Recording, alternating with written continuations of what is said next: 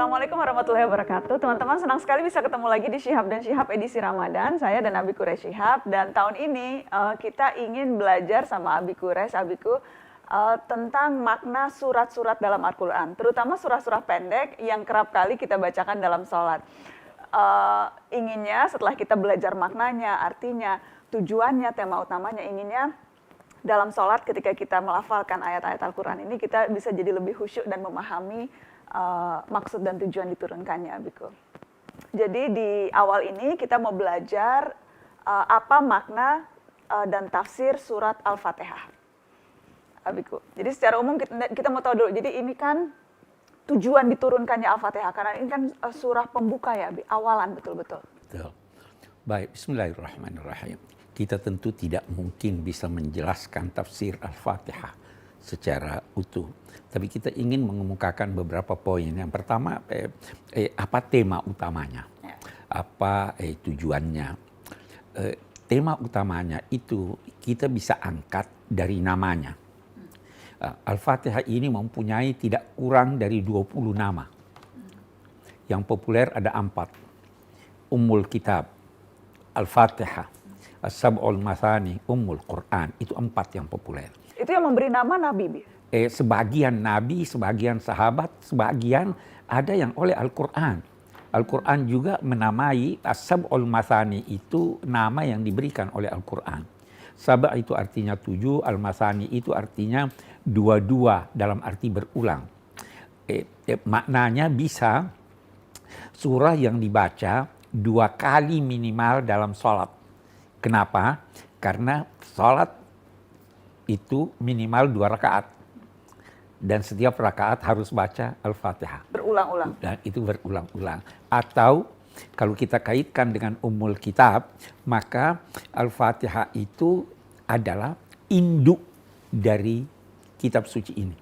Sehingga semua ayat-ayat yang berjumlah 6.200 sekian itu bisa merujuk kepada salah satu ayat dari 7 ayat Al-Quran. Jadi Al-Fatihah itu merangkum keseluruhan inti di Al-Quran. Itu sebabnya dinamai Ummul Kitab, Ummul Quran, induknya Al-Quran, semua merujuk ke sana.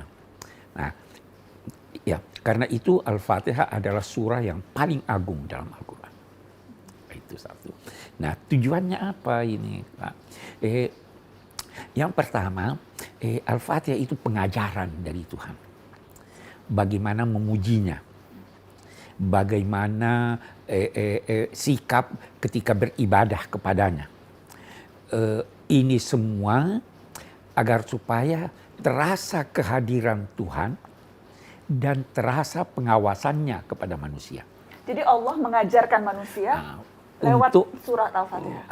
Al-Fatihah itu adalah firman Allah yang mengajarkan kepada manusia apa yang harus diucapkannya.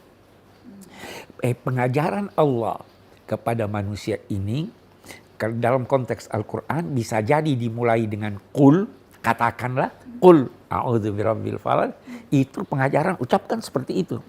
Begitu juga Al-Fatihah, itu mulai dari alhamdulillah. Seakan-akan Allah berkata, ucapkanlah dalam konteks hubunganmu denganku, alhamdulillah, yakni pujilah aku. Nyatakanlah, al itu artinya segala puji bagi Allah. Sehingga kalau Nana memuji satu orang, harus sadar bahwa pujian Anda kepada seseorang itu harus dikembalikan kepada Allah. Karena Allah yang memberi dia keistimewaan sehingga Anda puji. Sebelum memuji orang, puji Allah. Mau memuji orang kedermawanannya, ya toh? Alhamdulillah, segala puji bagi Allah. Karena kedermawanan ini tidak mungkin dapat dia berikan kepada saya kalau dia tidak. Itu pengajaran pertama Allah kepada manusia. Apapun yang dilakukan, alhamdulillah. Alhamdulillah. Kita lihat lagi ya. Pujian di sini ditujukan kepada Allah, tetapi tidak menggambarkan Allah di hadapan kita. Dia itu, alhamdulillah itu redaksi yang menunjukkan pesona ketiga. Saya berkata, dia baik benar ya. Orangnya tidak di depan saya. Kalau muji jangan depan orang. Allah mengajarkan begitu. Allah mengajarkan begitu. Karena ada orang yang dipuji tergiur dengan pujian. Sebaiknya memuji di belakangnya. Itu satu. Yang kedua, Allah mengajarkan kita memuji ini dengan pujian yang sangat singkat. Alhamdulillahirabbil alamin. Kalau memuji jangan bertele-tele. To the point. To the point, pujilah sekedarnya. Dan jangan di hadapannya. Dan bagi ada satu hal lagi dikatakan oleh ulama kita, kalau ada yang memuji Anda, maka telitilah, kalau kita manusia, telitilah apakah pujian itu sesuai dengan keadaan Anda atau tidak. Kalau tidak sesuai,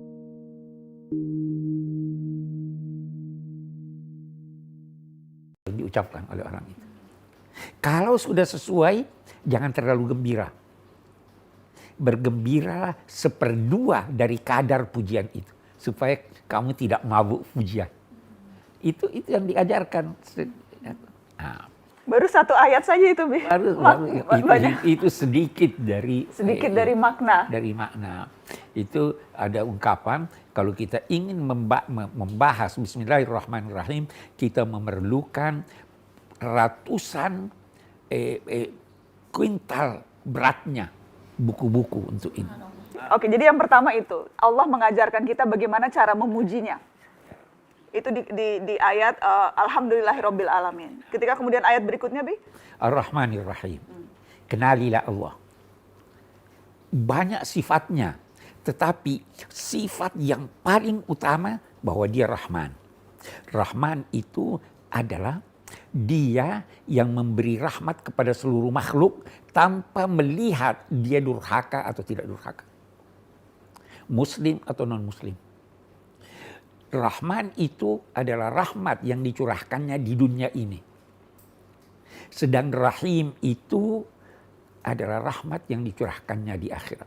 Apakah itu makanya urutannya juga penting, Bi? Rahman, iya, Rahim. urutannya sangat penting. Oh begitu, jadi bukan itu urutannya pun memberikan makna. Keliru kalau dia katakan Alhamdulillahirrahmanirrahim. Dari satu sisi, karena rahmat di dunia itu mendahului rahmat di akhirat. Ya. Di sisi lain, Rahman itu adalah bentuk kata patron yang bersifat sementara. Sedangkan Rahim bersifat langgeng. Ya. Di sisi lain, ada orang yang memberi rahmat kepada sesuatu, tapi dia punya kepentingan. Ada maunya. Ada maunya. Allah nggak pernah ada maunya. Tidak pernah ada maunya. Dia memberi rahmat itu karena memang sifatnya adalah Rahim. Ar-Rahmanir-Rahim. Jadi urutan pun berpengaruh, teman-teman. Urutan pun sangat berpengaruh. Oke, yang berikutnya, Abiku. Maliki Yaumiddin. Maliki Yaumiddin. Dia pemilik hari pembalasan. Anda harus yakin bahwa ada hari pembalasan. Tidak mungkin Tuhan yang Maha Kasih itu mempersamakan dua orang yang sikapnya berbeda. Dia memang dalam konteks hari kemudian pasti memberikan ganjaran bagi yang baik dan memberikan sanksi bagi yang buruk sikapnya. Dia Maliki Yaumiddin. Dia pemilik hari pembalasan. Apakah dia bukan pemilik hari ini? Pemilik juga. Kenapa dia tidak katakan pemilik hari ini? Kenapa begitu? Karena hari ini di dunia masih ada orang yang mengaku dia Tuhan. Yang mengaku dia kuasa. Yang mengaku dia pemilik segala sesuatu. Oke deh, biarkan aja itu. Tetapi pada akhirnya mereka semua akan sadar bahwa Tuhan adalah pemilik hari kemudian. Jadi kalau ada yang bersikap buruk terhadap Anda, tidak usah terlalu menuntut saya harus membalas. Tuhan tidak tidur. Karena ia pemilik hari pembalasan. Hari pembalasan. Okay. Ya. Yang berikutnya, Abiku. Maliki Yaumiddin. Iyyaka na'budu wa iyyaka nasta'in. Baik. Iyyaka na'budu. Itu menarik. Dia dahulukan hanya kepadamu kami beribadah. Dia tidak berkata kepadamu kami beribadah. Mari kita beri contoh. Kata hanya di depan itu? Iya, itu iyyaka mengandung makna hanya. Hanya kepadamu kami beribadah. Kalau saya berkata, aku cinta padamu. Aku juga cinta. Tapi boleh jadi engkau cinta yang lain. Ya. Ya Enggak, toh? kalau Nana, Abi cintaku padamu Enggak, kalau full. begitu harus berkata hanya Abi yang Nana cintai. Jadi Artinya hanya itu untuk hanya menunjukkan itu, tidak ada yang tidak lain. ada yang lain. Saya tidak beribadah pada siapapun, hanya kepadamu. Itu satu. Kita lihat sekarang. Alhamdulillah, itu redaksi pesona ketiga. Tapi sewaktu ibadah hanya kepadamu. Iya, orang pertama yang disebutkan. Di sini orang kedua, Orang kedua, ya. Orang kedua. Iya, iya. Hanya kepadamu ya Allah. Jadi kalau beribadah, hadirkan Tuhan di hadapan Anda.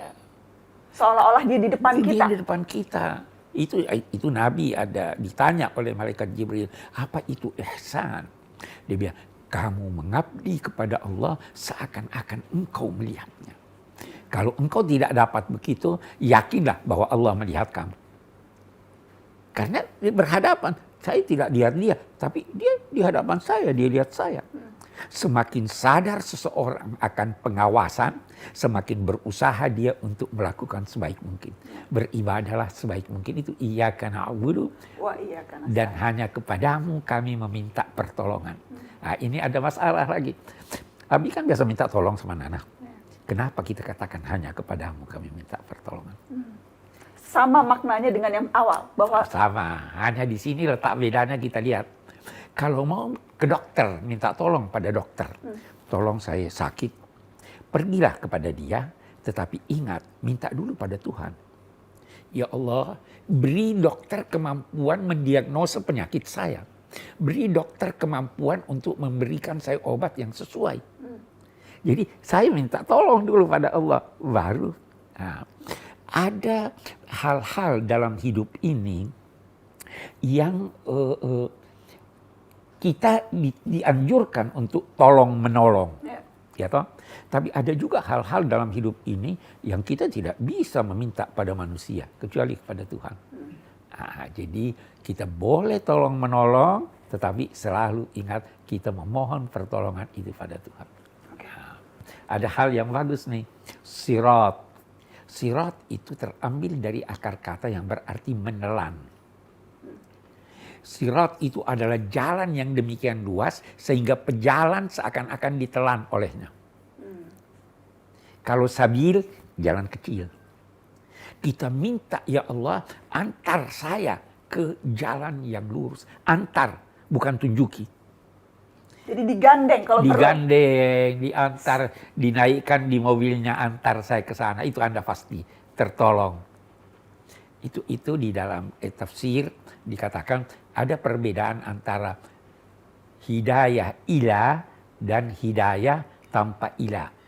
Kalau hidayah dengan ila itu memberitahu. Kalau hidayah tanpa ila maka itu berarti mengantar. Di sini ihdina as-sirat, antar kami ke jalan lebar. Bukan cuma lebar, yang lurus supaya tidak jauh perjalanan. Yang bahkan orang pun bisa ditelan saking luasnya. Saking luasnya. Bagus. Itu Nana bilang begitu. Kalau begitu bisa bermacam-macam orang ada di sana. Ya. Kalau jalan sempit saya sendiri, saya bisa senggol kiri dan kanan. Ya Allah, biar jalan lebar.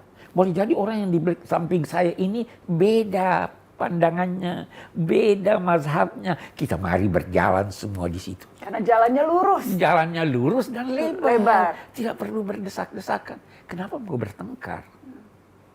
Jalan menuju surga banyak. Jalan Lebar. menuju ke surga lebih banyak daripada jalan menuju ke Roma. Dan itu ummul Al-Quran. Nah itulah ihdinas siratal mustaqim. Baru dia katakan ghairil maghdubi alaihim, bukan orang-orang yang dimurkai. Lihat lagi adab pada Tuhan. Jangan berkata bukan orang-orang yang engkau murkai, yang dimurkai. Tapi ketika berkata nikmat, ghairil maghdubi alaihim siratal ladzina an'amta alaihim, jalan orang yang engkau beri nikmat. Ketika nikmat pasti dari Allah. Pasti dari Kalau Allah. murka belum tentu dari Allah. Belum tentu dari Allah. Jangan mengambil hak prerogatif Allah untuk bilang Allah murka. Itu maksudnya. Itu maksudnya. Jangan nisbahkan sesuatu yang buruk pada Tuhan. Ini kan inilah yang dikatakan ini pengajaran Tuhan kepada kita. Mau berucap, ya Allah, itu kok jangan murka ya Allah. Jangan berkata begitu. Kalau ada sesuatu yang Anda rasakan tidak baik, cari penyebabnya pada diri Anda. Jangan berkata ini karena Tuhan. Jangan langsung salahkan Allah. Jangan salahkan Allah. Kalau nikmat langsung beri pada Langsung Allah. kita kata siratal ladzina an'amta 'alaihim ghairil maghdubi 'alaihim waladdallin. Dan bukan orang-orang yang sesat. Kata sementara ulama, al-maghdubi 'alaihim itu adalah orang yang sudah tahu kebenaran tapi tidak mau mengikutinya. Orang ad-dallin itu orang yang sesat. Dia mau cari kebenaran, dia tidak dapat. Sehingga tidak mendapatkan kebenaran itu. Nah, kita bermohon, ya Allah, jangan sampai saya masuk kepada kelompok orang yang sudah tahu kebenaran tetapi tidak mau mengikutinya. Jangan juga mengikuti orang-orang yang tidak tahu kebenaran karena sesat. Itu Al-Fatihah. Al-Fatihah. Itu baru sedikit sebetulnya. Nah, tahu Pak, ada banyak sekali kandungan maknanya, tapi kita kasih sedikit-sedikit buat teman-teman di Syihab-Syihab. Insya Allah besok kita akan membahas ayat yang berikutnya. Dan kalau teman-teman ingin membahas lebih jauh, ingin tahu lebih jauh kandungan surah Al-Fatihah, bisa cari di bukunya Abi, Tafsir Al-Misbah, juga Tafsir Al-Lubab ya. Iya, insya Allah. Insya Allah. Dan juga di buku ini ada sedikit Al-Quran dan maknanya. Dan tentunya bisa terus nonton Syihab dan Syihab, insya Allah. Insya Allah. Terima kasih Abiku. Makasih. Terima kasih teman-teman. Semoga bermanfaat. Assalamualaikum.